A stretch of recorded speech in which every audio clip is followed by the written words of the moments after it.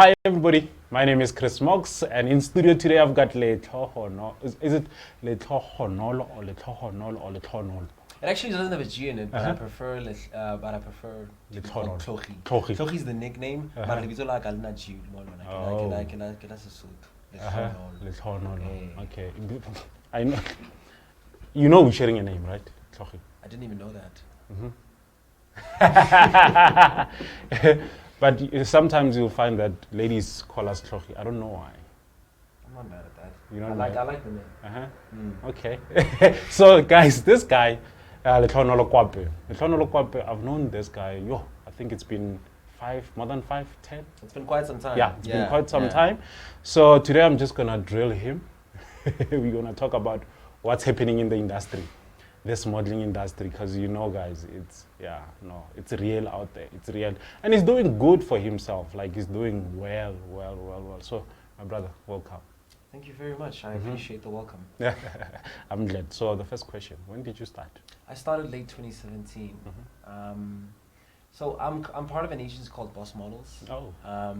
But before I joined them, for a good 2 years, I was shooting my shot, trying to apply to different agencies. Yeah. And for a good 2 years, I was getting rejected. And unfortunately, that's the motions of the industry. Yes. You have to pay your dues, pretty much put a name of yourself out there before people can even work with you. Yeah, no, that's because I've been there before. I know what you're talking about.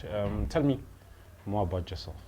So I'm based here in Pretoria. I'm more of a editorial model and commercial model. Ooh, what's that? You need to explain. Editorial modeling is pretty much high fashion modeling. Your runway, your avant-garde, or one of those shoots. What about Tosa?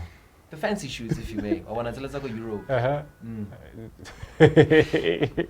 At the fancy shoot, guys. If you know what this guy's talking about, the clothes they wear, it's something that you cannot even walk with in the street. Or am I lying? You are right, at the same time you're wrong, because editorial runway clothes have now been made in such a way where you are able to wear them as a day-to-day consumer. Yeah. They design them in such a way where there's the one for runway and there's one for streetwear. Would you wear the dress? I have before. I've worn a dress before. Serious? Yeah.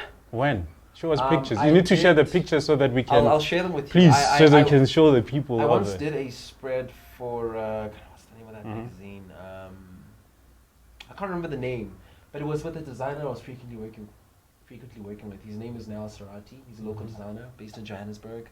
I'm actually quite fond of his work because I've been wanting to work with him for years. Yeah. And he put me in a dress, and I wasn't complaining because I love fashion, so gotta go through these things.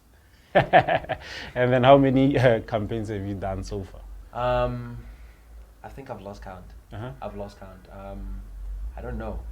But if you go on my Instagram, on my highlights, it basically has a list of every single brand that I've worked with.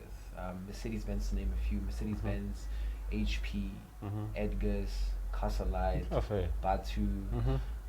And Masheling, Ching Ching. Well, if there's one thing you should know about me is that I don't do this for the money. Yeah. Clonolo, please. That just comes after. For the past 6 months, how much have you done? How much have you made? I can't really give you figures because it's tricky. No, just estimate. Come on. It's tricky. Nah, just estimate, man. Come on, you can't. I don't like talking about numbers. I hate it. Come on. But one thing I can tell you, if I can counter what you're saying, is that if something isn't a passion for you, don't bother. Okay. Don't bother, because within anything that's obviously going to be well rewarding and put you out there within that specific platform. If you're thinking about the financial part of things and you're more focused on the finance than the actual passion and the outcome of what it brings, then don't do it. Okay. If you're doing it for the money, don't bother. Let me put you on the spot. Sure. Black is king. Black is king. That was actually a surprise for me, hey? Yeah. How did you feel? As soon as your agent said, I was over the moon, actually. I didn't expect that, to be on such a platform. So I worked at the magazine not so long ago. It was a couple of years ago. Ilap Lame. The photographer's name is David Black. Yeah. There was a couple of stylists. Tobeka was being one of them. And from there on, we did a spread for that magazine. Been through that? I have quite a number of times.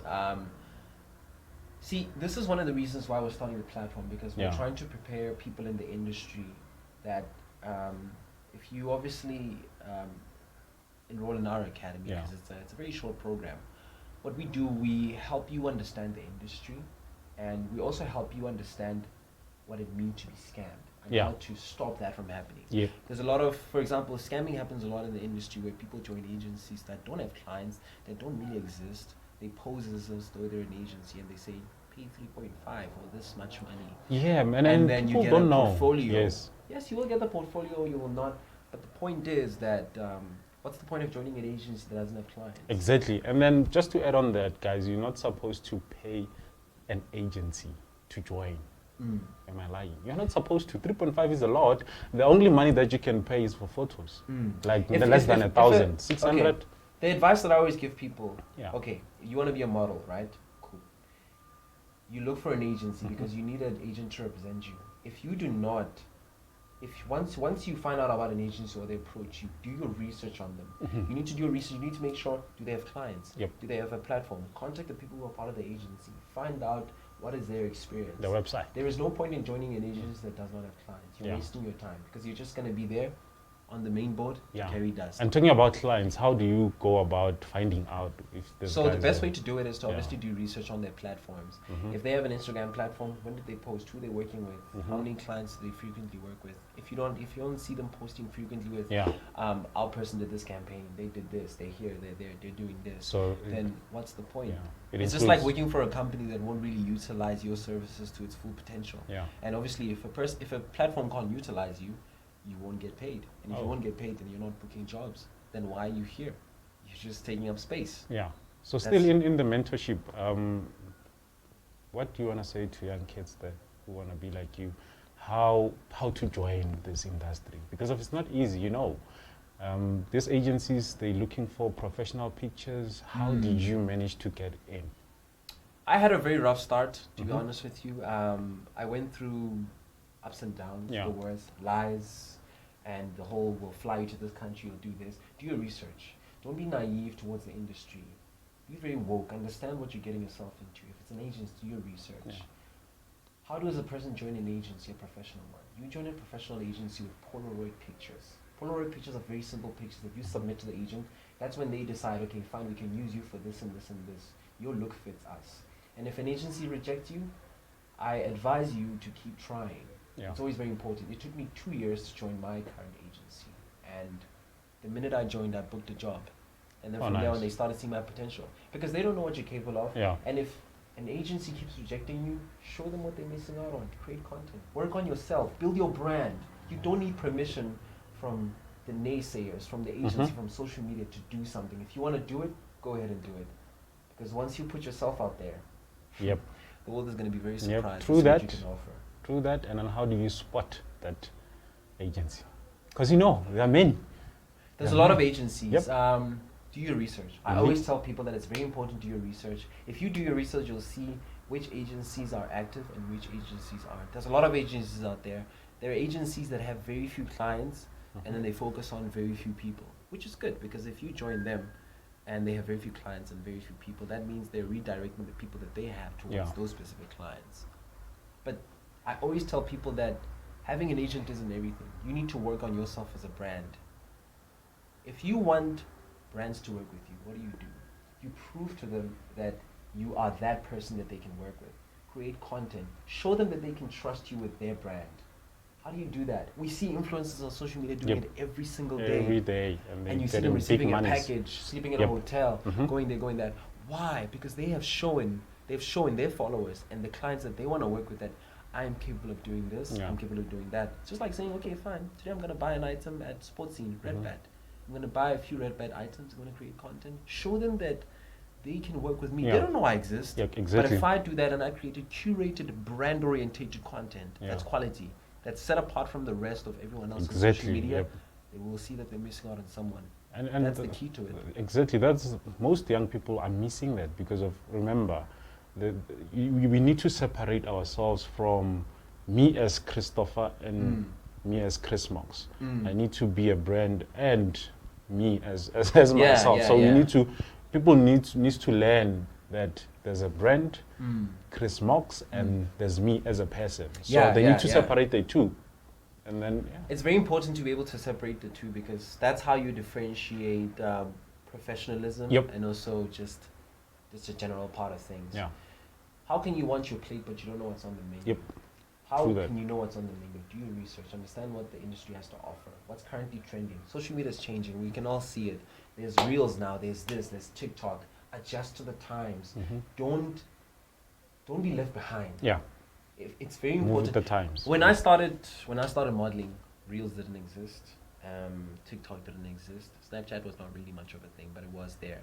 I had to adjust my brand towards that and change how things are going. When people create content with their phones now, it's very simple. It doesn't always have to be a photo shoot. Even something such as applying for an agency, you don't need professional pictures. You just need very simple pictures. Especially our phones right now, top quality. So exactly, they bring out quality. You know, someone once told me that the best camera that you have is the camera that you have right now. And that's what I told myself. You'll even be surprised with the phone I use. I use an iPhone 6 Plus, but yet I still make it work. It's just a matter of making I follow it you. work. I see your work. I see billboards. I see everything that you do. With that phone, no, you're doing good. And then tell us a story about you being scammed. It was actually it's actually quite funny because it happened here in Pretoria. So there was a fashion show I had to do. Africa fashion, what. No, don't be oblivious to certain things. If there is a red flag, make sure you pull yourself out. If you're not comfortable doing something, don't do it. If you're working with someone and you feel as though it's somewhat shady or illegal activity, pull yourself out. You don't want to be involved in something where you're going to regret it. What were those red flags? So what happened is that when I started modeling, a group of friends of mine, they were like, you know, listen, there's this guy we know, he wants us to model. They're going to fly us tonight. They're going to fly us to a specific African country. Don't want to mention any names. I was like, okay, cool, let's go. You know, I'm ready for this. We rehearsed. Everything just seemed so shady. I mean, the guy who was curating the whole thing, the curator and the person who was in charge, it was very hard for him to reflect how far his business has come, what he's all about. Everything was just so somewhat. There was so much uncertainty. When the level of uncertainty gets to a point where you're asking yourself, how is this person gonna afford my services? Leave. You're wasting your time. So we're supposed to fly to a specific country and all that. It never happened. Not even the fashion show happened. It did happen, but in my eyes, it didn't happen because we barely had an audience. It was poorly planned. At least for you, it did happen. I was once scammed by some guy called Joburg in Carlton Center. So imagine back in 2004, matric, then I started this modeling thing. I went there. It was Mzansi Africa. Why do they use this Africa name to scam people? So it was Mr. and Miss Mzansi Africa. Then I went there. The guy we met at McDonald's paid 300 for registration fee with my friend, and we came back. Tomorrow, he said we must come back again. Tololo. The guy is gone, nowhere to be found.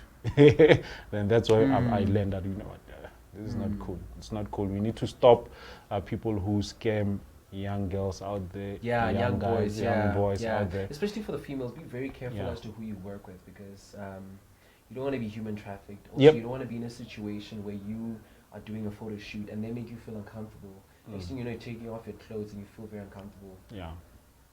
Be very sturdy and don't let people make you do what you don't. It starts with the photographer. That's the thing. Photographers, guys, be careful. It starts there. It starts there. I think it starts everywhere. Be careful with who you associate yourself with. Make sure you do your research. And when there is no footprint of this person and they can't back up what they're saying, leave. There is no business for you here. Lose that contact. You don't want to waste your time. You're investing in a brand. If you're going to be investing in a brand, you want to associate yourself with the right people the right people that will help you build your brand. Because ultimately, when they're helping you build your brand, you're helping them build their brand. So associate yourself with other brands so that you can grow. Association is key. Association is led by networking. Networking leads to association. Association leads to work. Work leads to more work. That's just what it is. And you're experiencing that now. I'm experiencing that right now. The truth is, I'm still learning as I go. Nothing can be perfect. You learn, you build yourself. Every day is a learning curve. Yeah. I'm not the same person that I was when I woke up this morning. Why? Because I had different experiences this morning. You need to learn from everything that you do. If you are scammed or you feel as though 1, 2, 3 this doesn't add up, learn from that. Learn from it. Yeah.